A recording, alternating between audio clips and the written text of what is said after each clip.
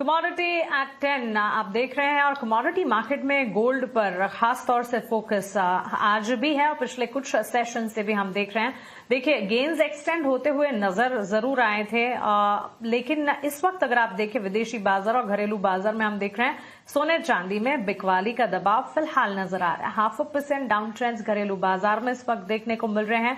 खासतौर से अमेरिकी आर्थिक आंकड़ों के बाद फेड के रेट हाई की आशंका कम हुई और सोना लगातार कई सेशन से बढ़त पर कामकाज कर रहा था। एक ब्रीदर है, ये ब्रीदर क्या यहां से आगे एस्केलेट होगा या फिर गिरावट और हावी होगी, इस पर एक्सपर्ट से बातचीत करेंगे। लेकिन सारी नजरें अब फेड मीटिंग के मिनट्स पर रहेंगी, जिससे आगे की दरों की दिशा के संकेत मिलेंगे और प्रेशियस मेटल्स पर भी इसका एक असर आता हुआ दिखेगा। दूसरी तरफ ग्लोबल बाजारों में ऊंची बॉन्ड यील्ड हैं और कच्चे तेल की चाल में भी हम देख रहे हैं एक अपर लेवल नजर आ रहे हैं 8,100 के पार घरेलू बाजार में और विदेशी बाजार में भी ब्रेंट क्रूड की चाल अगर आप देखेंगे वहां पर भी अच्छे गेन्स के साथ $91-92 बैरल पर ब्रेंट क्रूड। रवि दियोरा हमारे साथ जुड़ चुके हैं, कमोडिटी मार्केट एक्सपर्ट कुंवर ग्रुप से। आइए उनसे समझते हैं कि ताजा हालात को देखते हुए कमोडिटीज में इस वक्त रणनीति क्या बनाई जाए।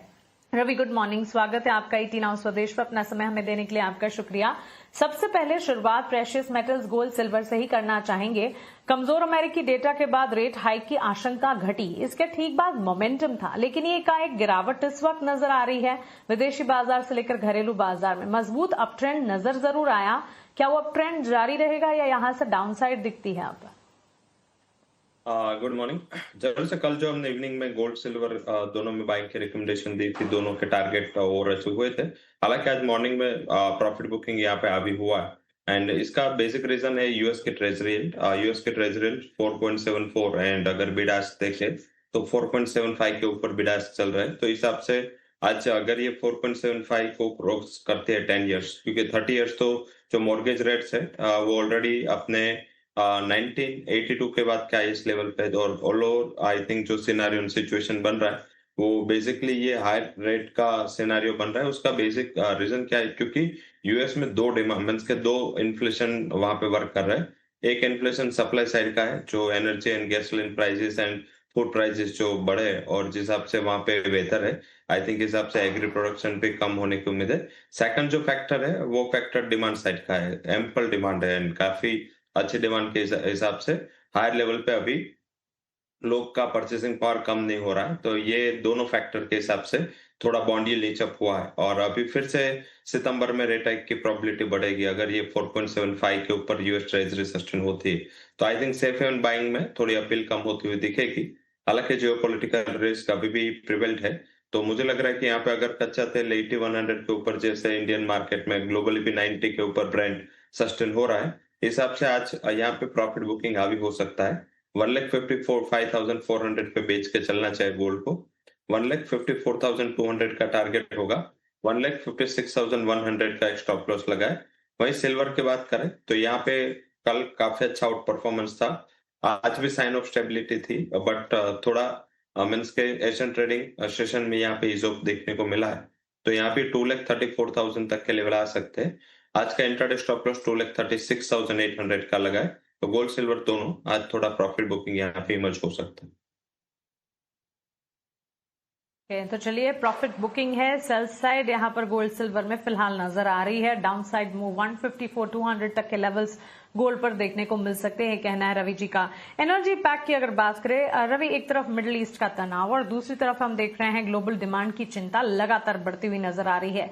यहां से फिर कच्चे तेल की चाल में अगला फैक्टर क्या होगा जो इम्पोर्टेंट होगा? और हालिया जो मजबूती इस वक्त देख रही है फिर से $91 बैरल के आसपास कच्चा तेल ब्रेंट क्रूड, क्या जियोपॉलिटिकल रिस्क फिर से क्रूड के लिए एक बड़ा प्रीमियम बनकर साबित हो रहा है? जब से यहाँ पे बेसिक देखे तो थोड़ा इजोफ हुआ था एंड मार्केट को उम्मीद थी कि शायद यहाँ पे जो सीज फायर है वो एक्शन हो, बट एक्शन नहीं हुआ। एंड अभी तो ओमान भी बीच में आ चुका है एंड यूएस प्रेसिडेंट ने कल ओमान के ऊपर भी हमले करने की धमकी दी जब ओमान एंड ईरान के बीच में डील हो रही। तो आई थिंक ये थोड़ा सिचुएशन एबनॉर्मल है, नेगेटिव सिचुएशन इमर्ज हो रहा है। तो आई थिंक हिसाब से मुझे लग रहा है कि यहाँ पे थोड़ा बहुत और एक ट्रेड अपसाइड का होगा। बट हालांकि ध्यान रखना है कि जब जब यूएस की बॉन्ड यील्ड 4.75 के ऊपर एंड कच्चा तेल 90 के ऊपर गया है तो यूएस प्रेसिडेंट की ओर से कुछ न कुछ तो रिलीफ आई है। एंड कल भी वो बोल रहे थे प्राइसेस नीचे क्रूड के, तो दिख नहीं रहे, बट उसको लग रहा था कि नीचे। तो आई थिंक ये थोड़ा सिनारियो है कि वो उसका भी वॉच है कि ये एक लेवल के ऊपर प्राइसेस ना रहे। तो बेसिक थोड़ा ऑप्शन का इस्तेमाल करें, दोनों साइड के रिस्क है। हालांकि अभी जो फंडामेंटल्स है वो पॉजिटिव साइड के ही है। 450 के करीब कॉल ऑप्शन बाय करना है 8100 के स्ट्राइक का M6 पे। स्टॉप लॉस लगा सकते 320 एंड अपर साइड 600 तक के टारगेट को उम्मीद करनी चाहिए। तो डायरेक्ट अभी ये लेवल पे अप्रोच ना करें, मुझे लग रहा है थ्रू कॉल ऑप्शन यहाँ पे तेजी खेल सकते। तो चलिए ये राय कच्चे तेल की चाल पर फिलहाल हमें मिलती हुई, लेकिन इन सब के साथ साथ एक नजर नेचुरल गैस पर भी होनी चाहिए। वहां पर भी मजबूती के साइंस नजर आ रहे हैं। कल इनफैक्ट रवि जी हम देख रहे थे ऑलमोस्ट 2-3% के डाउनटिक्स थे, जब कच्चे तेल में अच्छी मजबूती थी, नेचुरल गैस में फिर भी गिरावट का रुझान ज्यादा बढ़ रहा था। अभी अगर यहाँ पर फैक्टर्स की बात करें, सप्लाई और साथ ही मौसम से जुड़े संकेत जो है इंपॉर्टेंट फैक्टर्स रहते हैं नेचुरल गैस के लिए, लेकिन ग्लोबल टेंशंस क्या यहाँ पर भी और ज्यादा प्रभावी होती इस वक्त नजर आ रही है? जब से कल इवनिंग में कच्चा तेल बढ़ा था 2%, आज 1% और 3-3.5% की तेजी है। और इस हिसाब से नेचुरल गैस में कल लोअर लेवल से अच्छी रिकवरी थी और आज ये रिकवरी सस्टेन हुई है। बट उसकी ब्रॉडर रेंज बन चुकी है, लाइक के डाउन साइड वो 250 टू 253 जाता है एंड अपर साइड 264। तो मुझे लग रहा है कि ब्रॉड बेस यही रेंज में होगा, आइदर साइड ब्रेकआउट के चांसेस नहीं बन रहे। फंडामेंटल्स डिमांड साइड उसके फेवरेबल नहीं है, तो कुछ भी क्रूड में अगर प्रॉफिट बुकिंग आया, यहाँ पे करेक्शन थोड़ा शार्प एंड स्टीप होगा। तो मुझे लग रहा है कि यहाँ पे थोड़ा रिस्क ज्यादा है। तो हायर लेवल पे अगर आज मिल रहा है 261, 262, तो कॉन्ट्रा कॉल लेके बेच के चले। 264 एक बड़ा रेजिस्टेंस है जिसका स्टॉप लॉस लगा है। एक 255 का इंट्राडे टारगेट होगा। तो चलिए ये राय फिलहाल नेचुरल गैस पर। एक राय आपसे बेस मेटल की चाल पर बिफोर वी क्लोज रवि जानना चाहेंगे, यहां से आगे कौन से फैक्टर्स हैं जो बेस मेटल पर सबसे ज्यादा रिएक्शन लेकर आएंगे? कमजोर डॉलर के सेंटिमेंट्स तो हैं ही, लेकिन इसके अलावा कॉपर में जो मजबूती देखने को मिली थी, हमने कल भी इसके बारे में बात की थी और वो तेजी का असर हमने आगे बढ़ता हुआ देखा। इस वक्त अगर बेस मेटल की चाल हम देखें, कॉपर में डाउनसाइड है, 0.5% से कम ही सही, लेकिन गिरावट का ट्रेंड है। क्या अब भी वो जो मजबूती की चाल है और टेक्स्ट सेंटिमेंट जो है मजबूती की तरफ ही कायम है? और बेस मेटल में कहां पर स्ट्रैटेजी बनाएंगे आप फिर? जब से विदाउट ये मींस के मिडल ईस्ट के टेंशन, यहाँ पे डेफिनेटली मजबूती कायम है। And particular zinc and copper में अभी तक आउट परफॉर्मेंस अच्छा एक वीक में देखने को मिला, जब थोड़ा टेंशन ईज होने की साइन दिख रही थी। बट अभी जिस हिसाब से फिर से ट्रेजरी जब मींस के 4.75 के ऊपर जाते, तब डिमांड साइड का एक फैक्टर है जो लैग करता है। इस हिसाब से कॉपर एंड जिंक में शायद आज इतना ज्यादा तेजी ना दिखे, बट सप्लाई साइड के जो फैक्टर है वो एल्यूमिनियम में एक्टिव हो गए। मुझे लग रहा है aluminium would be a preferred pick for today. 350 पे बाय करना है 347 के स्टॉप लॉस के साथ। एंड जो अपर से टारगेट है वो 356 तक आते हुए दिखेंगे। जब मिडल ईस्ट का कुछ भी न्यूज आया है या उसमें कुछ भी कंसर्न्स आते हुए दिखे, तो एल्यूमिनियम में अच्छा परफॉर्मेंस आता है एंड पर्टिकुलर हायर लेवल से काफी अच्छा करेक्ट हो चुका है। तो मुझे लग रहा है यहाँ पे चांस है कि एक अच्छी शॉर्ट कवरिंग एल्यूमिनियम के प्राइसेस में आते हुए दिखे। ऑलराइट, चलिए रवि, बहुत शुक्रिया आपका हमारे साथ जुड़ने के लिए और कमोडिटी मार्केट पर आपकी राय और स्ट्रैटेजी हमारे बीच रखने के लिए। Thank you so much. Commodity are 10 को हम यहीं समेटने जा रहे हैं। लेंगे एक छोटा सा ब्रेक के उस पर हमारा खास सेगमेंट मार्केट के महारथी और इस सेगमेंट में बोनांजा पोर्टफोलियो के CIO and fund manager Achan Goyal हमारे साथ होंगे। आप बने रहें।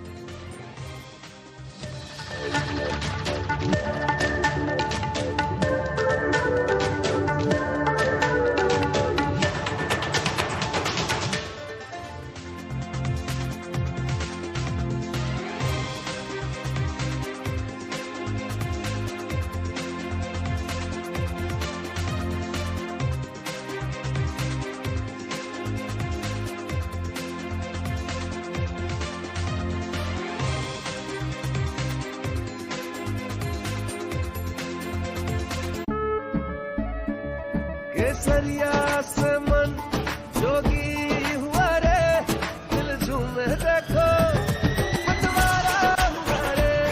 केसरिया से मन जोगी हुआ। हर पल मनाओ केसरी त्योहार। विमल, बोलो जुबान केसरी। केसरिया से मन जोगी हुआ रे, दिल झूमे देखो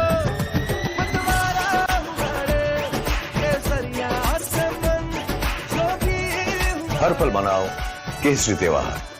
विमल, बोलो जुबान केसरी। ब्रेक के बाद आपका फिर से स्वागत है। आप देख रहे हैं 89 स्वदेश और 10 के बाजार में हमारे खास सेगमेंट मार्केट के महारथी का समय हो गया है और आज लगातार छठे सत्र में बाजार में गिरावट है। निफ्टी 24,200 के लेवल को होल्ड करने की कोशिश कर रहा है। निफ्टी बैंक की बात करें तो 57,300 पर है और लगभग 200 अंकों के आसपास की गिरावट आज के सत्र में हम देख रहे हैं। और बैंकिंग के साथ साथ आज फिर से हम देख रहे हैं कि आईटी शेयर बाजार का मूड खराब करने का काम करते हुए नजर आएंगे आपको। सवाल यह है कि बाजार में आपकी रणनीति क्या होनी चाहिए, क्योंकि जो ग्लोबल जो क्यूज हैं, जो मिडिल ईस्ट में जो अनिश्चितताएं हैं वो जस की तस कायम है। 60 दिनों का जो विंडो था वो खत्म हो गया है और हम देख रहे हैं कि अभी भी अमेरिका और ईरान के बीच में तनातनी है। आगे क्या होगा इसके बारे में किसी को क्लैरिटी नहीं है। और अगर हम डोमेस्टिक फ्रंट पर बात करें तो यहां पर हम देख रहे हैं कि जो अर्निंग सीजन है Q1 के ये अब खत्म हो चुके हैं और बाजार किसी न किसी फ्रेश ट्रिगर का अब वेट कर रहा आगे बढ़ने के लिए। क्रूड एक चैलेंज जरूर है। $90 के ऊपर ब्रेंट क्रूड के भाव आपको नजर आएंगे। सवाल यह है कि आपकी रणनीति क्या होनी चाहिए। यही रणनीति समझते हैं एक एक्सपर्ट की लेंस से, जिनके पास डेटा है, जिनके पास एक्सपर्टीज है, जिनके पास लोगों के पोर्टफोलियो को मैनेज करने की जिम्मेदारी है। और आज आपकी मदद करने के लिए हमारे साथ जुड़ गए हैं बोनांजा पोर्टफोलियो के CIO and fund manager Achin Goyal. Achin ji, बहुत शुक्रिया आपका समय देने के लिए। स्वागत है आपका 89 स्वदेश पर। अचिन जी, बाजार को लेकर आपका व्यू क्या है, क्योंकि पिछले कुछ समय से हम देख रहे हैं कि निफ्टी सेंसेक्स एक रेंज में कारोबार कर रहे हैं। Q1 की अर्निंग लार्जली अच्छे रहे हैं लेकिन बाजार को बहुत ज्यादा सपोर्ट दे नहीं पा रहे हैं। आपके हिसाब से स्ट्रेटजी बाजार में भी क्या होनी चाहिए? अभिषेक जी, जैसे आपने बताया कि मार्केट का जो रुझान है, जो Q1 के नंबर्स हैं बहुत पॉजिटिव रहे हैं, जो उम्मीद से ज्यादा रहे हैं। जो अर्निंग्स है, रेवेन्यू ग्रोथ है, पैट ग्रोथ अराउंड 22% की आई है। निफ्टी 50 के स्टॉक्स में रेवेन्यू ग्रोथ इज अराउंड 18%। तो रेवेन्यू वाइज अगर हम देखते हैं Q1 का, पैट वाइज अच्छा है, मार्जिन एक्सपेंशन है। बट फिर भी अगर हम निफ्टी का रुझान देखते हैं तो 24,700 की तरफ एक निफ्टी गया था अभी अगस्त में। एक उम्मीद जगी थी कि हाँ, रिजल्ट से ऊपर जाएगा, बट कहीं ना कहीं फिर जैसे आपने बताया पिछले 6-7 दिनों में एक निराशाजनक परफॉर्मेंस है। सो ग्लोबल अगर हम एनवायरनमेंट देखते हैं, कहीं ना कहीं वो हमें इस चीज को टेपर डाउन करता है ग्रोथ को लेके। बट अगर आप डोमेस्टिक ग्रोथ देखते हैं, एक है शॉर्ट टर्म व्यू, एक है लॉन्ग टर्म व्यू। तो शॉर्ट टर्म व्यू में मुझे लगता है वॉलेटिलिटी कंटिन्यू रहेगी। बट अगर हम लॉन्ग टर्म व्यू देखते हैं, आंकड़ों को देखते हैं, जीडीपी नंबर्स को देखते हैं, जीएसटी नंबर्स को देखते हैं, सेक्टर मोमेंटम को देखते हैं, तो आई थिंक कहीं ना कहीं हर गिरावट पे लोगों को एक लॉन्ग टर्म पोजीशन पोर्टफोलियो बनाना चाहिए। जी अचिन जी, किस तरह से आप पोर्टफोलियो प्लान करने की सलाह दे रहे हैं? Large cap, small cap, mid cap, क्या रेशियो होना चाहिए और आपके हिसाब से कौन से सेक्टर्स को भी तवज्जो देना चाहिए, स्पेशली Q1 के अर्निंग्स को देखने के बाद? Abhishek ji, large cap, small cap, mid cap अधिकतर निर्धारित करेगा जो निवेशक है उसके जोखिम के ऊपर। बट अगर कोई एग्रेसिव प्रोफाइल वाला निवेशक है जो जोखिम ले सकता है, तो अगले 4-5 साल के लिए मिड कैप बहुत स्वीट स्पॉट रहेगा। स्मॉल कैप में थोड़ा सा जोखिम बढ़ता है, but mid cap as a segment, as a sector काफी अच्छा रहेगा एम कैप के लिए। जब हम सेक्टर की बात करते हैं तो कुछ सेक्टर हैं जहां पे हमें शायद इमीडिएट अपमूव दिख सकता है, और कुछ हैं जो हमारे अगले 5-10 साल, अगर हम भारत की ग्रोथ स्टोरी को लेके बात करते हैं तो 2-3 सेक्टर मुझे काफी अच्छे लगते हैं। और मैं बात भी करना चाहता हूँ उन सेक्टर्स की। एक है जैसे न्यूक्लियर एनर्जी की बात करते हैं हम लोग सेकंड फेज में पहुंच गए हैं फास्ट ब्रीडर न्यूक्लियर रिएक्टर के, जो काफी गौरवपूर्ण बात है भारत के लिए। हम लोग अभी 9 गीगावाट में, 100 गीगावाट का हमारा लक्ष्य है। उसके बाद हम रिन्यूएबल एनर्जी को स्टोर करते हैं तो BESS है, बैटरी एनर्जी स्टोरेज सॉल्यूशन। उसके बाद पंप्ड हाइड्रो प्रोजेक्ट्स। तो कुछ सेक्टर्स हैं जो शायद अभी नीश हैं, बहुत ज्यादा नोटिस में नहीं है, बट इनकी रिक्वायरमेंट बहुत है। हमें पता है हम 500 गीगावाट से तकरीबन 900 गीगावाट का हम टारगेट लेके चल रहे हैं भारत में इलेक्ट्रिसिटी प्रोडक्शन का 2030 तक, जिसमें रिन्यूएबल जो है 500 गीगावाट प्रोड्यूस करेंगे। बट उनको स्टोरेज करने के लिए एनर्जी, रिन्यूएबल एनर्जी को स्टोरेज करने के लिए सॉल्यूशन चाहिए, जो ट्रांसमिशन इंफ्रास्ट्रक्चर चाहिए। तो कैपिटल गुड्स का कैपेक्स काफी है उसमें। कुछ जो मैंने सब सेक्टर्स बताए आपको, BESS है या पंप हाइड्रो प्रोजेक्ट्स हैं, उनकी भी एक अच्छी ग्रोथ स्टोरी नजर आती है। सो बहुत सारे सेक्टर्स हैं जहाँ पे हम एक लंबे नजर के पोजीशन बना सकते हैं और 2-3 जो मैंने बताए उनमें डेफिनेटली एक अच्छी ग्रोथ एक्सपेक्टेड है। जी। अचिन जी, रिसेंटली हम देख रहे हैं कि जो न्यू एज जो टेक्नोलॉजी स्टॉक्स हैं या फिर न्यू एज जो कंज्यूमर स्टॉक्स हैं, वहां पर थोड़ा मोमेंटम बिल्ड हो रहा है। आपको ये स्पेस कैसा लग रहा है? और अगर आप शेयर बता पाएं तो ज्यादा अच्छा है, अगर आपकी कंप्लायंस अलाउ करें। लेकिन ये स्पेस कैसा लग रहा है आपको? देखिए, अगर हम डेटा से जाते हैं तो आप अगर एफपीआई का भी देखेंगे रिसेंटली, एफपीआई पिछले 3 फोर्टनाइट 45 डेज से तकरीबन 80-90 हज़ार करोड़ मार्केट में डाल चुका है। और म्यूचुअल फंड्स का भी जो पैसा है वो न्यू एज टेक में जा रहा है। तो 2-3 सेक्टर है जहाँ पे हम पैसों का रुझान देख रहे हैं। एक है न्यू एज टेक स्टॉक और एक हम देखते हैं हेल्थ केयर, राइट? तो अगर टेक्नोलॉजी में अगेन गोइंग बाय डेटा, यहाँ पे मैं कोई अपना पर्सनल व्यक्तिगत नहीं दे रहा हूँ, बट अगर हम डेटा जाके एनालाइज करेंगे म्यूचुअल फंड्स का कहाँ पे बाइंग हो रही है, तो डेफिनेटली एक नाम आपको दिखेगा, वो है पीबी फिनटेक का। मेरी इसको राय नहीं समझिए कि इसमें करे नहीं करे, बट मैं डेटा से बता रहा हूँ पैसा काफी जा रहा है। अराउंड लास्ट 2-3 मंथ में तकरीबन 13 से 14 हज़ार करोड़ का जो पैसा है म्यूचुअल फंड्स का, जो नया निवेश हुआ है 2-3 महीने में, उसमें ऑलमोस्ट 10 टू 15% जो है वो न्यू एज टेक स्टॉक्स में गया है और एक साइजेबल चंक पीबी फिनटेक की तरफ गया है।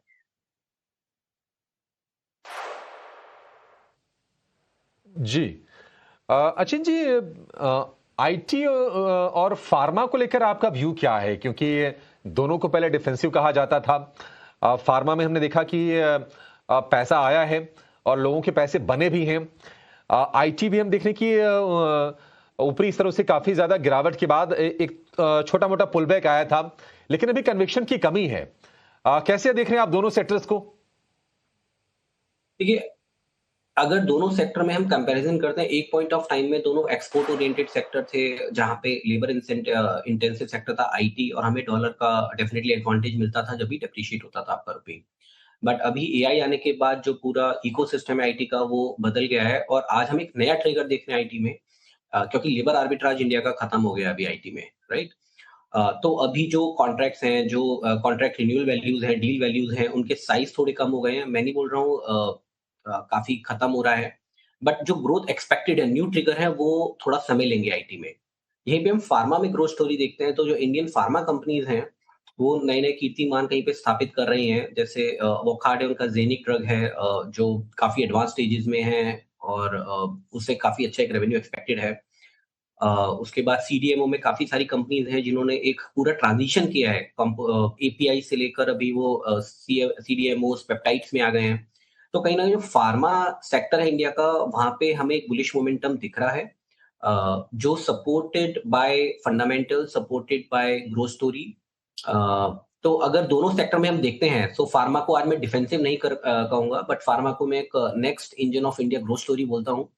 कि फार्मा एज अ सेक्टर में हम इन्वेस्टेड रहे तो डेफिनेटली एक बेटर रहेगा।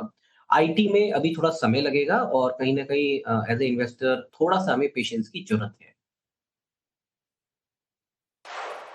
ठीक है, आईटी में पेशेंस की जरूरत है। लोगों ने बहुत पेशेंस दिखाया है, थोड़ा पेशेंस अभी और दिखाना पड़ेगा। देखते हैं कि आगे की राह किस तरह की होती है। अचिन जी, एक और चीज है कि हम देख रहे हैं कि एफआईज के फ्लो थोड़े सुधरे तो जरूर हैं, लेकिन जो हमारी उम्मीद होती है ना, या फिर जो हमारी चाहत होती है, उसके हिसाब से भी नहीं है। और एक जो बड़ी टेंशन है कि यूएस में हम देख रहे हैं कि बॉन्ड यील्ड फिर से स्पाइक अप कर रही है। जो 30 ईयर की बॉन्ड यील्ड है वो लगभग 19 साल के हाईज पर है, 2007 के हाईज पर है। 10 ईयर की बॉन्ड यील्ड 4.72% पर है। ये फंड फ्लोज के हिसाब से कितना ये क्रूशियल हो जाता है यील्ड्स का स्पाइक अप करना? और क्या यहां से भारत से आप और आउटफ्लो देख रहे हैं क्या एफआईज का? देखिए अभिषेक जी, हम लोगों ने जितना एफआईएस का आउटफ्लो देखा है ऑलरेडी पास्ट में, पिछले साल में, तो मुझे लग रहा है अभी अगर हम बेसिक इकोनॉमिक्स पे जाएंगे तो यस, अगर आपका भारत का यील्ड रेट बढ़ता है तो dollar money becomes more attractive and flight of money happen होता है। बट अगर हम देखेंगे पिछले रुझान में हमेशा यहाँ से पैसा निकला है और काफी सारा पैसा एक एआई, इमर्जिंग टेक, सेमीकंडक्टर की वजह से कहीं ना कहीं इंडिया से बाहर निकल के ताइवान, कोरिया की तरफ गया था। क्या ये मनी वापस यूएस गया था? वो नहीं था, वो अदर इमर्जिंग इकोनॉमीज में गया था। तो माय सेंस इज कि यील्ड की वजह से क्या इंडिया से अभी वापस एफपीआई का इनकमिंग स्लो होगा, मुझे प्रोबेबिलिटी थोड़ी कम लग रही है। In fact India is a destination जहां पे it is reinforced by Q1 का जो जीडीपी एस्टिमेट है, वी आर एक्सपेक्टिंग अराउंड 7%, और एनीथिंग अबव 7% जो है वो काफी पॉजिटिव इंडिकेशन देगा और कॉन्फिडेंस रिबिल्ड करेगा एफपीआई का आने के लिए। दूसरा हम देखते हैं जो अभी एफसीएनआर डिपॉजिट्स हैं इंडिया में, फॉरेन फॉरेक्स रिजर्व जो है $700+ बिलियन क्रॉस कर गए हैं वापस। तो वहां पे भी कॉन्फिडेंस आता है कि जो बाहर का पैसा है, अराउंड हम लोगों ने एक मंथ से जो डेडलाइन है September 30 तक था एफसीएनआर कन्वर्जन का, वो अभी 31 अगस्त कर दिया गवर्नमेंट ने, और ऑलरेडी हम $52 बिलियन इसमें जमा कर चुके हैं, जिसमें एफसीएनआर के अलावा आपका ईसीबीज भी हैं, जो एक पॉजिटिव इंडिकेशन है कि बाहर का पैसा अभी भी आ रहा है यहाँ पे। तो खाली एनआरआईज या एफपीआई एनआरआईज नहीं आ रहे हैं, बाहर के इंस्टीट्यूशन, बाहर के बैंक भी पैसा इन्वेस्ट कर रहे हैं। तो अगर हम रुझान देखते हैं तो एफपीआई का पैसा आ रहा है। पिछले 3 फोर्टनाइट में जैसे मैंने बताया आपको, अराउंड 80 से 90 हजार करोड़ का पैसा इंडिया में आया है, और ये जो इनफ्लोज हैं ये बढ़ रहे हैं। बट हाँ, अगर हम सेक्टर्स देखते हैं, मैं जस्ट डेटा से ही बात करता हूँ कि एफपीआई का जो पैसा पहले ऑटो में आ रहा था या कैपिटल गुड्स में आ रहा था, वो अभी कहीं ना कहीं कम हो गया है। सो वो अभी कंज्यूमर ड्यूरेबल, आईटी की तरफ थोड़ा आना शुरू हुआ है। तो क्या एफपीआई का पैसा जाएगा? तो चांसेस थोड़े से अभी कम है, बट और 1-2 फोर्टनाइट के डेटा जो है शायद क्लियर पिक्चर देगा। ठीक है चिन जी, बहुत शुक्रिया। आज आपने पूरे अनुभव का फायदा हमारे दर्शकों को दिया, और तमाम जो पॉइंट्स हैं जो लोगों के मन में आ रहे होंगे बाजार को लेकर या फिर सेक्टर्स को लेकर, आपने उनके भी आंसर्स दिए। Thank you so much for joining us today Achin ji, और आपसे फिर से जल्दी ही मुलाकात होगी। बाजार हम देख रहे हैं कि कमजोरी के साथ ही कारोबार कर रहा है। 75 अंकों की गिरावट निफ्टी में है, लेकिन 24,200 होल्ड हो रहा है। निफ्टी बैंक की बात करें तो 57,000 के ऊपर कारोबार है, 57,300 के लेवल है, लेकिन 200 अंकों की गिरावट हो गई है। और इंडिया विक्स में हम देख रहे हैं कि 1.5% का उछाल है। हालांकि ज्यादा इंपैक्ट होना नहीं चाहिए इंडिया विक्स का, क्योंकि ऑलरेडी हम देख रहे हैं कि 11-12 के रेंज में आपको इंडिया विक्स कारोबार करता हुआ नजर आएगा। फिलहाल इस शो में इतना ही, लेकिन आप कहीं जाएगा नहीं। ब्रेक के बाद हम मिड कैप और स्मॉल कैप शेयरों की विस्तार से बातचीत करने वाले हैं मिड कैप मसाला में। नमस्कार।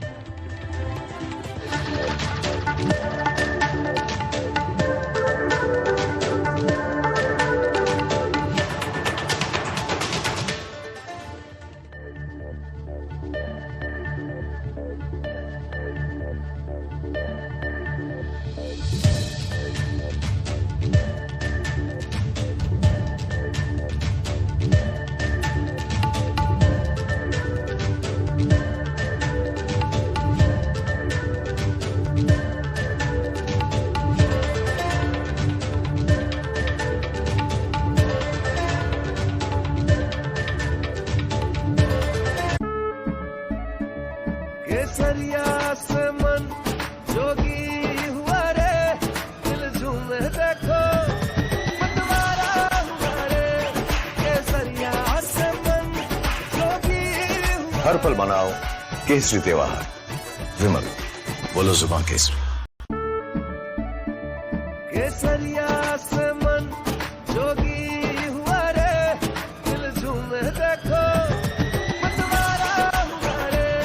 केसरिया से मन जोगी हुआ। हर पल मनाओ केसरी त्योहार, विमल बोलो जुबान केसरी। नमस्कार, मिड कैप मसाला में आपका स्वागत है। मेरा नाम है विकास, और यहां से अगले आधे घंटे हम कवर करेंगे मिड कैप मार्केट में भरपूर जो एक्शन चल रहा है उसे, यानी चढ़ने वाले शेयर, गिरने वाले शेयर, एक्शन वाले शेयर्स, सारे शेयरों को करेंगे कवर, और आपके लिए बेहतरीन कमाई के मौके भी खोज कर निकालेंगे।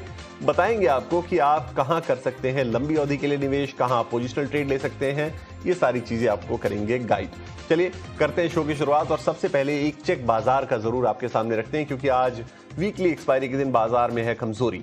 निफ्टी को अगर आप देखेंगे तो इस वक्त आपको 70 पॉइंट करीब नीचे नजर आएगा, 60 से 70 अंकों की गिरावट नजर आ रही है। 24,220 के आसपास के लेवल्स आपको निफ्टी 50 के नजर आएंगे। निफ्टी बैंक यहां आपको 150 अंकों की कमजोरी नजर आएगी वैसे तो, लेकिन अगर आप इसके हाई से देखेंगे ना तो इसका फॉल फ्रॉम हाई है करीब करीब 250 अंकों का, यानी अपने हाई से आज देखिए हाई जो बनाया 57,584 का बनाया, 57,345 के लेवल्स अभी हैं। तो साफ साफ कैलकुलेशन है कि अपने हाई से 250 पॉइंट नीचे इस वक्त निफ्टी बैंक कर रहा है कारोबार। तो निफ्टी बैंक, आईटी और रियल्टी, इन 3 सेक्टर्स ने आज बाजार पर, तीनों हेवीवेट वाले हैं, तीनों सेक्टर्स ने आज बाजार पर बनाया है दबाव और उसकी वजह से आप एक्सपायरी के दिन बाजार को देखेंगे कमजोर। सेक्टोरल इंडाइसेस की जरा बात एक बार कर लेते हैं। सेक्टोरल इंडाइसेस में आपको आज नजर आएगा सबसे ज्यादा कमजोर निफ्टी आईटी, उसके बाद रियल्टी और फिर निफ्टी पीएसयू बैंक। ये तीन सेक्टर्स 1% के आसपास कमजोर होते हुए नजर आ रहे हैं, आईटी और रियल्टी, और आधे % के आसपास की कमजोरी निफ्टी पीएसयू बैंक के अंदर आपको नजर आएगी। तो ये ओवरऑल है कमजोरी। खरीदारी कहां है? खरीदारी है आज डिफेंस वाले शेयरों में। कल की खरीदारी आज भी कंटिन्यू होती हुई नजर आ रही है। गवर्नमेंट की तरफ से ऑर्डर्स को लेकर ट्रिगर है। कुछ बड़े डेवलपमेंट्स कल भी निकल कर आए थे आरआईएल और रॉयल्स रॉयस के बीच करार को लेकर, और पीएम की स्पीच जो थी वो डिफेंस फोकस्ड काफी ज्यादा थी स्वतंत्रता दिवस के दिन 15 अगस्त के दिन, और उसका असर साफ तौर पर आपको नजर आ रहा है डिफेंस वाले काउंटर्स के ऊपर भी। उसके अलावा क्या है मजबूत? फार्मा और ऑटो में भी आज चुनिंदा खरीदारी आपको आज देखने को मिल जाएगी। निफ्टी ऑटो और निफ्टी फार्मा दोनों इंडेक्स आपको 1/4% से आधे % तक चढ़ते हुए नजर आएंगे। चलिए, तो ये हुआ बाजार का एक ओवरऑल अपडेट। अब एक काम करते हैं, जरा हमारे मेहमान के पास भी चलते हैं और समझते हैं कि आज मार्केट पर उनकी राय क्या है। तो आज हमारे साथ जुड़ रहे हैं manasjaiswal.com के मानस जायसवाल। मानस जी, गुड मॉर्निंग, बहुत स्वागत है आपका IT नाउ स्वदेश पर। और पहली राय आपकी बाजार पर चाहिए। एक रेंज में बंद गया है निफ्टी, 24,200 24,400 इसके बीच ही खुलते हैं, इसी के बीच ट्रेड करते हैं और वहीं पे क्लोजिंग हो जाती है। क्या लग रहा है आपको आज एक्सपायरी के दिन? क्या दोनों में से किसी साइड पर ये रेंज टूटेगी, और क्या नजरिया है आपका निफ्टी और निफ्टी बैंक के ऊपर? गुड मॉर्निंग विकास जी। तो देखिए, डेफिनेटली डिसअपॉइंट किया है निफ्टी ने, क्योंकि अगर आप पिछले 5-6 सेशन देखें तो lower top lower bottom Nifty में बनना शुरू हुए हैं। 10-20 मूविंग एवरेज के नीचे ट्रेड कर रहा है। लेकिन अब यहाँ पर मंदी का ट्रेड लेना थोड़ा सा मुश्किल है, क्योंकि अगर आप अब यहाँ से रेंज देखें, क्योंकि 100 डे 50 डे मूविंग एवरेज करीब 24,200 के आसपास आता है, फिर एक प्राइस सपोर्ट है 24,100 के आसपास। तो ये जो पूरा रेंज है, यहाँ पर मल्टीपल सपोर्ट दिखते हैं। तो शॉर्ट करने की राय नहीं रहेगी, लेकिन खरीदारी भी नहीं करनी है, वेट करना बेहतर रहेगा। खरीदारी तभी करें जब 20 डे मूविंग एवरेज के ऊपर निफ्टी निकले। तो 24,350-400 का आंकड़ा ब्रेक करेगा निफ्टी, तभी आपको एग्रेसिव होकर खरीदारी करनी है। अगर आपने लॉन्ग पोजीशन बना ली है तो आप 24,100 के स्टॉप लॉस से पोजीशन को होल्ड कर सकते हैं। और बैंक निफ्टी में भी देखें तो बैंक निफ्टी भी 10-20 डे मूविंग एवरेज के नीचे ट्रेड कर रहा है, और अब यहाँ पे जो सपोर्ट है, जो बहुत ही इंपॉर्टेंट सपोर्ट है, वो 57,000 का है।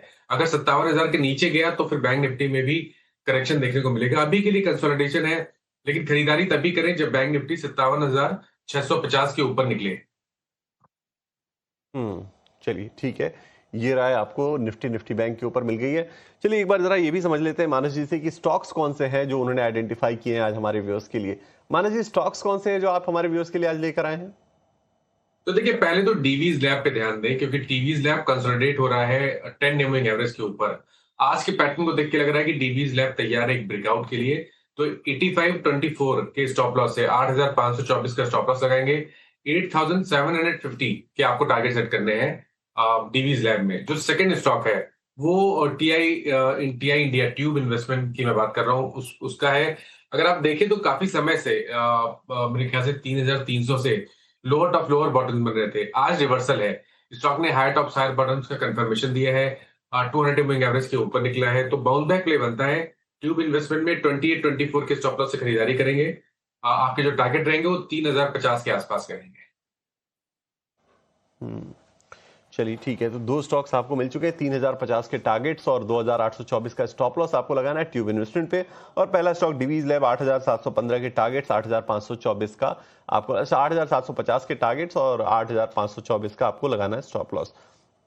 ये दो स्टॉक्स आपको मिल गई हैं। चलिए, ट्रेड के लिए अब एक काम करते हैं, आपके सामने हम रखते हैं मिड कैप के चढ़ने वाले शेयर्स, और फिर उसके बाद हम बात करेंगे गिरने वाले शेयरों की भी। लेकिन सबसे पहले 3 सबसे ज्यादा चढ़ने वाले शेयरों को आपके सामने रखते हैं। निफ्टी मिड कैप 100 के 3 सबसे ज्यादा चढ़ने वाले शेयर।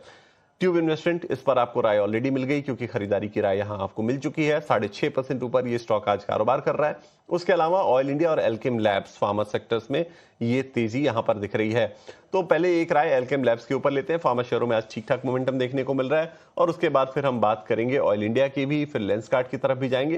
पहले आप एल्केम लैब्स पर एक बार जरा फोकस करिए। 2.5% के आसपास की तेजी स्टॉक के अंदर नजर आ रही है। पिछले एक महीने के अंदर कुछ खास किया नहीं है स्टॉक ने, लेकिन आज मोमेंटम ठीक ठाक यहां पर नजर आ रहा है।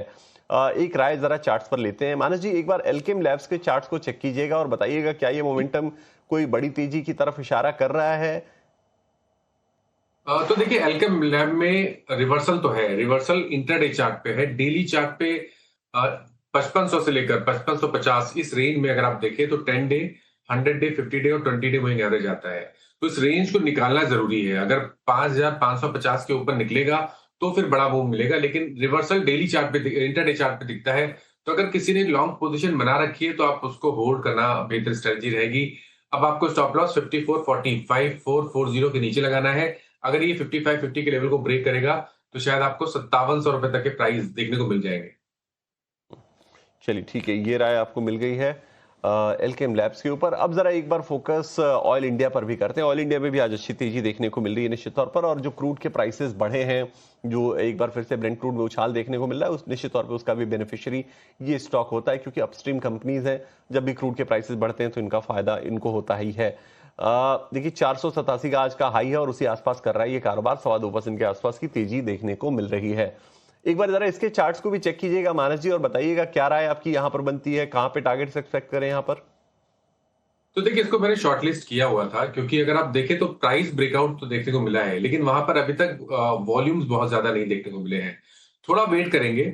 अगर ये 490 के ऊपर निकले और वहां पर वॉल्यूम्स देखने को मिले तो इसमें खरीदारी करनी चाहिए, क्योंकि जो मेन स्ट्रक्चर है वो पॉजिटिव है, हाई टॉप्स हायर बॉटम्स का ट्रेंड है। तो अगर 490 का लेवल ब्रेक हो तो 480 के स्टॉप लॉस से खरीदारी करेंगे। आपके टारगेट 515 515 के आसपास के हो सकते। चलिए ठीक है, ये राय आपको मिल गई है ऑयल इंडिया के ऊपर। अब जरा आगे बढ़ते हैं और कुछ और शेयरों पर भी कर लेते हैं बातचीत, जहां आज मोमेंटम ठीक ठाक देखने को मिल रहा है। लेंसकार्ट को लेकर आइए जरा स्क्रीन पर। 3% के आसपास की तेजी स्टॉक के अंदर आज देखने को मिल रही है और बेहतरीन मोमेंटम नजर आ रहा है। अगर आप देखें तो ये स्टॉक जो है 3% के आसपास की तेजी के साथ, वॉल्यूम भी जरा एक बार इस पे चेक कर लेते हैं, वॉल्यूम में क्या हो रहा है इस वक्त, वॉल्यूम कितना ज्यादा है लेंसकार्ट का। इस बीच आप जरा परफॉर्मेंस को लेकर आइए, लेंसकार्ट के 3 महीने 6 महीने के परफॉर्मेंस को भी सामने रखिए एक बार।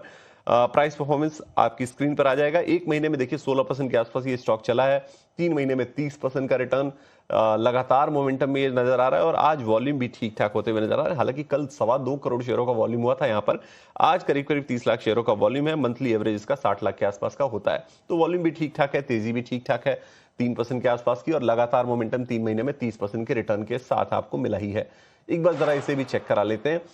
मानस जी, 3 महीने में 30% के आसपास चल गया है। अब अगर किसी के पास लोअर लेवल्स पे थे, 20-25% का गेन बन रहा है, तो क्या करना चाहिए? थोड़ी प्रॉफिट बुकिंग एडवाइस करेंगे या फिर अभी होल्ड करना है, टाइट होल्ड करके बैठना है इसे? देखिए, मेरे ख्याल से पोजीशन को होल्ड करना चाहिए, और उसका रीजन ये है कि जब से स्टॉक ने 560 के आंकड़े को ब्रेक किया, जहां पर स्टॉक पे एक रेजिस्टेंस था, तब से आप देखें तो लगातार बाइंग इंटरेस्ट देखने को मिल रहा है, काफी बढ़िया वॉल्यूम देखने को मिल रहे हैं। ये जो ब्रेकआउट देखा था हमने 560 565 के आसपास, उसके टारगेट 675 के आसपास के आते हैं। तो करंट लेवल से भी 50 रुपए का आपको स्टॉक दिखा सकता है। आपने पोजीशन लोअर लेवल पे बनाई हुई है तो 10 डे मूविंग एवरेज को ध्यान रखें, 594 के स्टॉप लॉस से पोजीशन को होल्ड करें, 675 तक के टारगेट देखने को मिल सकते हैं। चलिए ठीक है, लेंसकार्ट के ऊपर ये राय आपको मिल गई, होल्ड करना है आपको। अब जरा एक रुख करते हैं पेटीएम के ऊपर, क्योंकि पेटीएम आज है एक्शन में। कंपनी के शेयरों में आज बड़ी ब्लॉक डील देखने को मिली है। दरअसल हुआ ये कि रेजिलिएंट एसेट मैनेजमेंट ने अपनी हिस्सा बिक्री की है, और उसको लेकर पूरी डिटेल्स भी निकल कर आई है कि क्या हिस्सा है, कितना हिस्सा है, बिक्री कैसे हुई है, कितना हिस्सा अब और उनका रह गया है, और आज जो शेयरों में गिरावट देखने को मिल रही है 1% के आसपास की, ये क्यों देखने को मिल रही है। पूरी रिसर्च लेकर हमारे सहयोगी व्रतिक जैन जुड़े हुए हैं। व्रतिक, बताइए क्या हुआ पेटीएम के अंदर, ये जो ब्लॉक डील होती हुई नजर आई है उसकी क्या डिटेल्स निकल कर आ रही है सामने? जी हाँ, तो पेटीएम का जैसे हम देख रहे हैं स्टॉक काफ़ी फोकस में।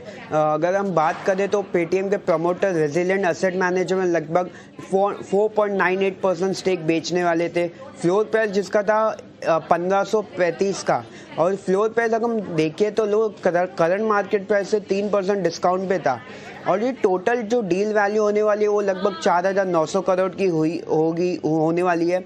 और असेट मैनेजमेंट की अगर बात करें, रेजिलिएंट असेट मैनेजमेंट की, वो करंटली 10.2% स्टेक होल्ड करते हैं एज ऑफ मार्च के लिए, और अगर हम उनका शेयर होल्डिंग में देखें तो लगभग 10.2% स्टेक वो होल्ड करते हैं।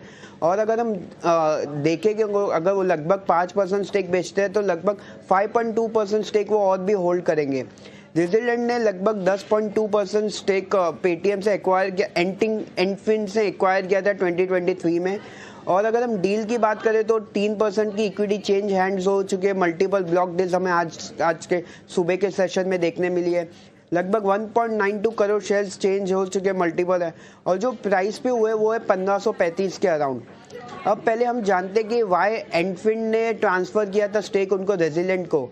अब आरबीआई के चलते हुए पेटीएम ओनरशिप और कंट्रोल स्ट्रक्चर इंडिया सेंट्रिक होने वाला था। एंट्रिक ने ट्रांसफ़र किया था पेटीएम के शेयर्स रेजिलेंट को as a Indian promoter entity. Resident ने लीगल ओनरशिप रिसीव की थी, वोटिंग राइट्स किए थे ओवर द शेयर्स, और एंडफिन रिटेन किया shares economic value optionally converted debentures के थ्रू। तो इसी के साथ साथ एंडफिन चेंज हो गया कंट्रोल, और इसके कंट्रोल आ गया resilient promoter, resilient asset management के पास आ गया। और ये आज का जो स्टेक सेल है वो मोनिटाइज करता है पार्ट, और जो रिटेन वैल्यू है वो एंटिंग के पास ही रहेगी। चलिए ठीक है, तो ये पूरी डिटेल्स पेटीएम के ब्लॉक डील को लेकर आपके सामने व्रतिक ने रखी कि ये ब्लॉक डील क्यों हुई, किस भाव पे हुई, और ब्लॉक डील के जरिए प्रोमोटर एंटिटी ने कितना हिस्सा बेचा है।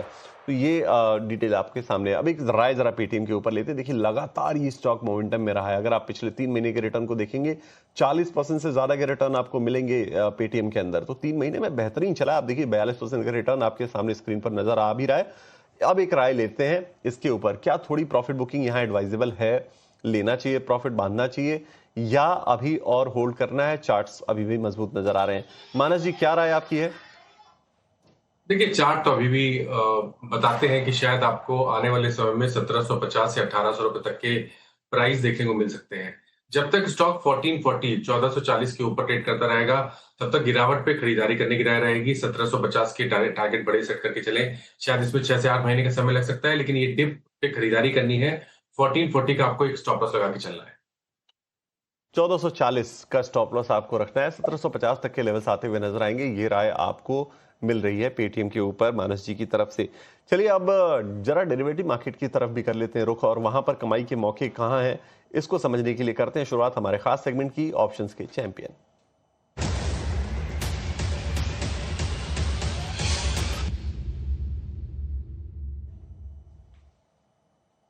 और ऑप्शंस के चैंपियन लेकर हमारे साथ जुड़े हैं चॉइस इक्विटी ब्रोकिंग से सचिन गुप्ता जी। सचिन जी गुड मॉर्निंग, बहुत स्वागत है आपका ईटी नाउ स्वदेश पर। बताइए क्या चुना है आपने आज ऑप्शंस के मार्केट से हमारे व्यूअर्स के लिए? वेरी गुड मॉर्निंग विकास जी। वेल आज ऑप्शंस के माध्यम से ट्रेड लेने की सलाह होगी एशियन पेंट में। ओवरऑल अगर देखें तो एक गैप डाउन ओपनिंग देखने को मिली है। स्टॉक प्राइस में 50 डेज के एक्सपोनेंशियल मूविंग एवरेजेस के नीचे स्लिप होते हुए नजर आए हैं। साथ साथ में आरएसआई में भी एक नेगेटिव क्रॉसओवर जो है वो देखने को मिल रहा है। हमें लगता है कि एक फर्दर वीकनेस और कंटिन्यू होती हुई नजर आ सकती है एशियन पेंट में। तो एशियन पेंट का 2660 का पुट ऑप्शंस बाय करने की सलाह रहेगी, जिसका प्रीमियम अराउंड 37-38 के आसपास करेंट मार्केट प्राइस से एंट्री दी जा सकती है। स्टॉप लॉस 25 का प्लेस करना होगा और अप साइड में 58 तक के टारगेट एक्सपेक्टेड है। As per the loss size यहाँ पर जो मैक्सिमम लॉस है वो होने की पॉसिबिलिटी से करीब 3000 की, वहीं मैक्सिमम प्रॉफिट 5250 तक देखने को मिल सकता है। ठीक है, ऑप्शन की स्ट्रेटजी सचिन जी की तरफ से आपके सामने है। एशियन पेंट्स 2660 की पुट लेनी है, 37 रुपए के आसपास, इसी भाव पे मिल भी रही है। सचिन जी बहुत शुक्रिया आपका इस बेहतरीन स्ट्रेटजी को हमारे व्यूअर्स के सामने रखने के लिए। चलिए मैं एक बार लेवल्स को आपके सामने फिर से बता देता हूं।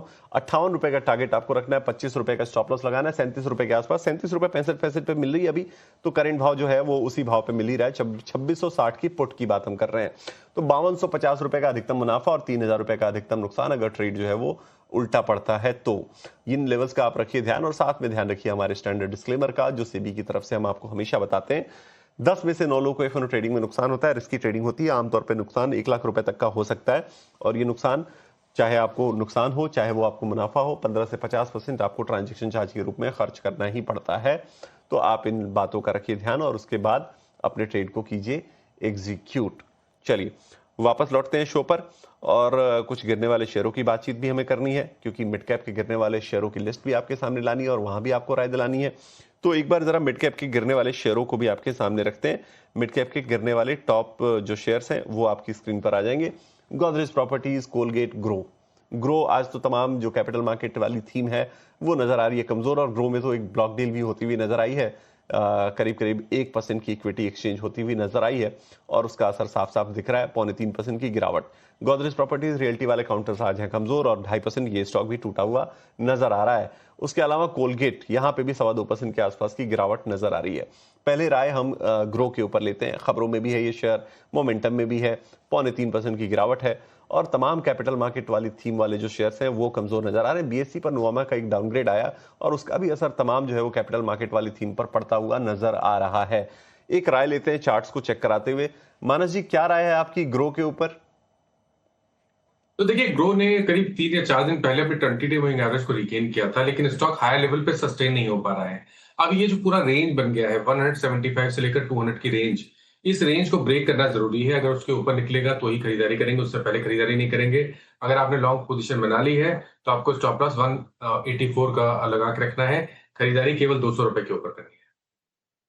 खरीदारी केवल 200 रुपए के ऊपर ही करेंगे, फिलहाल अभी आपको नहीं करनी है नई खरीदारी। चलिए आगे बढ़ते हैं, एक और शेयर लेकर आइए एसबीआई कार्ड का। ये स्टॉक भी आज 2.5% है नीचे और मिड कैप 100 के टॉप लूजर्स में नंबर 2 पर ये शेयर भी आपको नजर आएगा।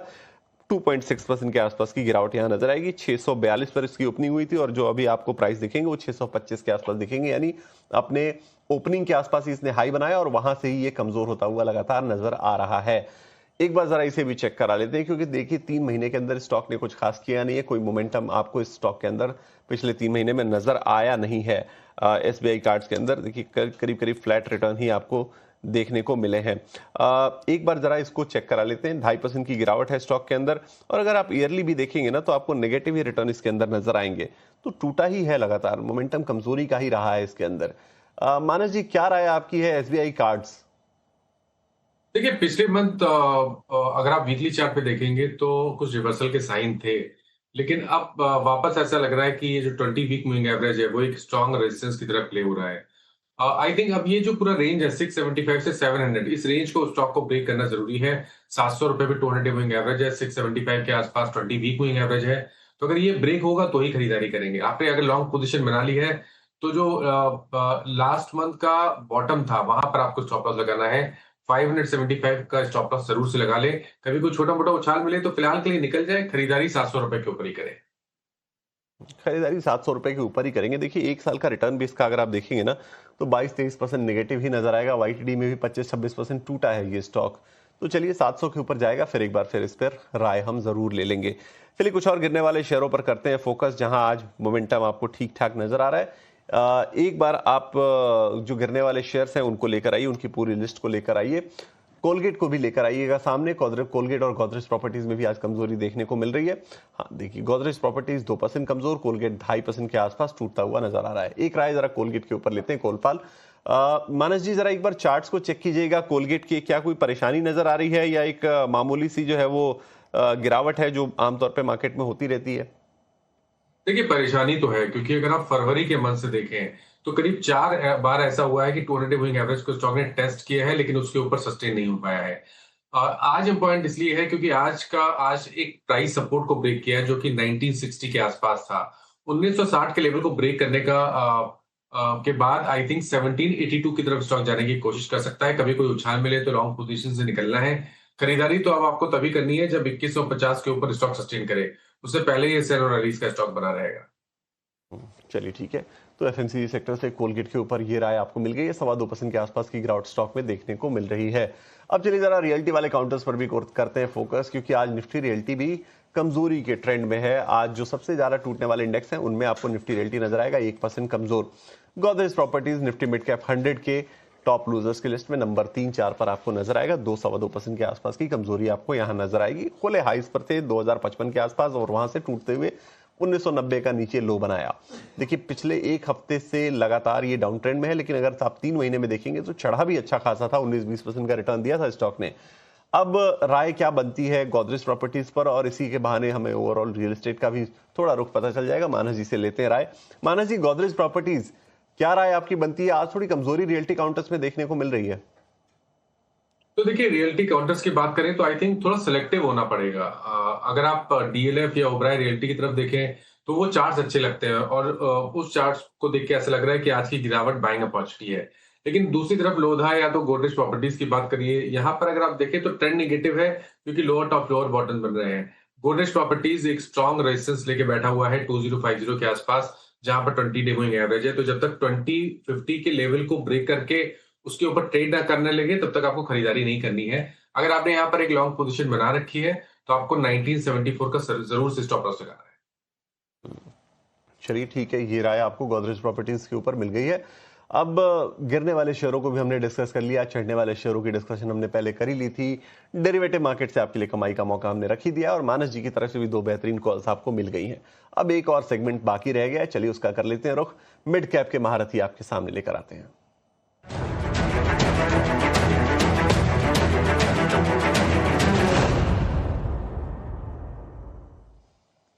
और मिड कैप के महारथी लेकर हमारे साथ आज जुड़े हैं एसबीआई कैप सिक्योरिटी से सनी अग्रवाल। सनी भाई गुड मॉर्निंग, बहुत स्वागत है आपका 18 हाउस स्वदेश पर। बताइए क्या चुना है आज आपने हमारे व्यूअर्स के लिए मिड कैप के महारथी के तौर पर? Very good morning Vikas ji and thanks for having me on the show. आज मैं मान इंडस्ट्रीज को रिकमेंड करना चाहूंगा। मैं नाम फिर से दोहरा देता हूँ, मान इंडस्ट्रीज, क्योंकि मान नाम की और एक कंपनी है तो कंफ्यूजन ना हो जाए। With and the price target is 750 with investment horizon of 6 to 12 month. काफी स्ट्रॉन्ग नतीजे आए थे कंपनी के। कंपनी प्रीडोमिनेटली लार्ज डायमीटर जो पाइप होती है L100 वो पाइप में प्रीडोमिनेटली काम करती है। 1.2 मिलियन टन की कंपनी की कैपेसिटी है और रिसेंटली कंपनी ने मई महीने में एक सऊदी अरेबिया में 0.4 मिलियन टन का एक प्लांट एक्वायर किया था, जिसका हमें लगता है कि आने वाले समय में on a full year basis 1200 से 1500 करोड़ का टॉप लाइन में एडिशन होते हुए दिखेगा। और जो इबिटा मार्जिन है सऊदी अरेबिया प्लांट के तकरीबन 15 से 18% है। एट द सेम टाइम इनकी खुद की जम्मू की जो स्टेनलेस स्टील की जो 22,000 टन की कैपेसिटी है वो 4th quarter of this financial year में हमें ऑपरेशनल होते हुए दिखेगी, जिसका फुल बेनिफिट FY28 में प्ले आउट होते हुए दिखेगा। और तीसरा ट्रिगर जो है, इनकी जो 6 एकड़ की जमीन है DY पाटिल स्टेडियम नवी मुंबई के सामने, उसका कमिटमेंट सर्टिफिकेट आ चुका है, जिसमें इन्होंने एक रियल एस्टेट प्लेयर के साथ टाई अप किया था। तो 30% ऑफ जो शेयर है प्रॉफिट का वो मान इंडस्ट्रीज को आते हुए दिखेगा। तो फ्रॉम नेक्स्ट ईयर ऑनवर्ड 70 से 80 करोड़ का एनुअल कैश फ्लो जो कि डायरेक्टली बॉटम लाइन में फ्लो होगा वो मान के लिए प्ले आउट होते हुए दिखेगा। अगर मैं ओवरऑल नंबर्स की बात करता हूं तो FY26 में कंपनी ने 3500 करोड़ का टॉप लाइन किया था, जो हमें लगता है कि 6500 करोड़ FY28 में हो जाएगा। और जो प्रॉफिट था 170 करोड़ इन FY26 वो बढ़कर 460 करोड़ हो जाएगा FY28 में। तकरीबन 12 टाइम प्राइस तो अर्निंग मल्टीपल पर ट्रेड हो रही है कंपनी FY28 के मल्टीपल पर। ROE ROC is expected to be closer to 16-17% in FY28। तो मुझे लगता है कि काफी पोटेंशियल है कंपनी में, एक बहुत रीजनेबल वैल्यूएशन पर मिल रही है। मीडियम टू लॉन्ग टर्म के लिहाज से पोर्टफोलियो में ऐड किया जा सकता है। चलिए, तो बेहतरीन रिसर्च से निकला हुआ ये शेयर मान इंडस्ट्रीज आपके लिए पूरी रिकमेंडेशन और डिटेल रिसर्च के साथ सनी भाई ने आपके सामने रखी है। 750 के टारगेट्स 6 से 12 महीने के अंदर आ सकते हैं। चलिए, अब इसी के साथ इस शो को यहाँ ही समाप्त करना होगा हमें, समय सीमा हमारी समाप्त हो रही है। तो मानस जी, सनी भाई, आप दोनों का बहुत बहुत शुक्रिया, आज आप जुड़े और तमाम बेहतरीन एडवाइस आपने हमारे व्यूअर्स के लिए साझा की। चलिए, एक छोटे से ब्रेक के लिए हम यहाँ रुकेंगे, लेकिन ब्रेक के बाद आपके लिए लेकर आएंगे कमोडिटी मार्केट का पूरा एक्शन। मुनाफे की मंडी में बने रहिए।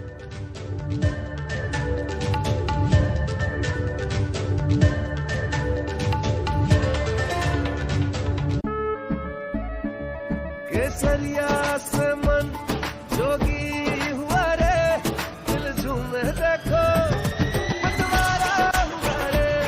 केसरिया से मन जोगी हुआ। हर पल मनाओ केसरी त्योहार, विमल बोलो जुबान केसरी। केसरिया से मन जोगी हुआ रे, दिल झूमे देखो मतवारा हुआ रे। केसरिया से मन जोगी हुआ। हर पल मनाओ केसरी त्योहार, विमल बोलो जुबान केसरी।